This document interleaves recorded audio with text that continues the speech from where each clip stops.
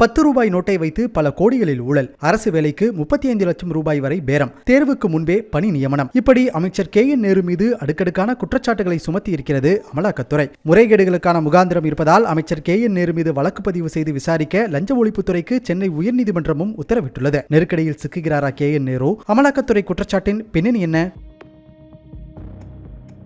தமிழ்நாடு நகராட்சி நிர்வாகம் மற்றும் குடிநீர் வழங்கல் துறையில் உதவி பொறியாளர், ஜூனியர் பொறியாளர் உள்ளிட்ட 2516 பணியிடங்களை நிரப்புவதில் சுமார் 1000 கோடிக்கும் அதிகமாக ஊழல் நடந்துள்ளதாக அமைச்சர் KN நேரு மீது அமலாக்கத்துறை குற்றம் சாட்டியுள்ளது. வங்கி மோசடி தொடர்பான வழக்கில் KN நேருவின் சகோதரர் ரவிச்சந்திரனுக்கு தொடர்புடைய இடங்களில் சோதனை செய்தபோது பணி நியமனத்தில் முறைகேடு நடந்ததற்கான ஆதாரங்கள் சிக்கியதாக அமலாக்கத்துறை கூறுகிறது. அமைச்சர் மற்றும் சம்பந்தப்பட்டவர்கள் மீது நடவடிக்கை எடுக்க முக்கியமான ஆதாரங்களுடன் 232 பக்க அறிக்கையை தமிழக டிஜிபியிடம் கடந்த ஆண்டு அமலாக்கத்துறை சமர்ப்பித்ததாகவும் தெரிவித்துள்ளது. ஆனால் காவல்துறை நடவடிக்கை எடுக்கவில்லை என கூறப்படுகிறது. இந்த விவகாரத்தில் அமைச்சர் மீது சட்ட நடவடிக்கை எடுக்க கோரி அதிமுக சார்பில் சென்னை உயர்நீதிமன்றத்தில் வழக்கு தொடரப்பட்டது. இதனைத் தொடர்ந்து முக்கிய ஆதாரங்களை அமலாக்கத்துறை நீதிமன்றத்தில் சமர்ப்பித்ததோடு இந்த முறைகேடுகளில் முக்கிய புள்ளிகளுக்கும் தொடர்பு இருப்பதால் காவல்துறை நடவடிக்கை எடுக்க தயங்குவதாக குற்றம் சாட்டியுள்ளது. பணியிடங்களுக்கு ஆட்களை தேர்வு செய்வதற்கு முன்பே 25 லட்சம் முதல் 35 லட்சம் ரூபாய் வரை லஞ்சமாக வசூலிக்கப்பட்டதாகவும், தேர்வானவர்களின் விவரங்கள், தேர்வு முடிவுகள் வெளியாவதற்கு முன்பே வாட்ஸ்அப்பில் பகிரப்பட்டதாகவும் குற்றம் சாட்டியுள்ளது. பணிக்கான நேர்காணல் கடிதத்துடன் 10 ரூபாய் நோட்டை அடையாளமாக கொடுத்து கோடிக்கணக்கில் லஞ்ச பணம் ஹவாலா முறையில் வசூலிக்கப்பட்டதாகவும் நீதிமன்றத்தில் அமலாக்கத்துறை தெரிவித்துள்ளது.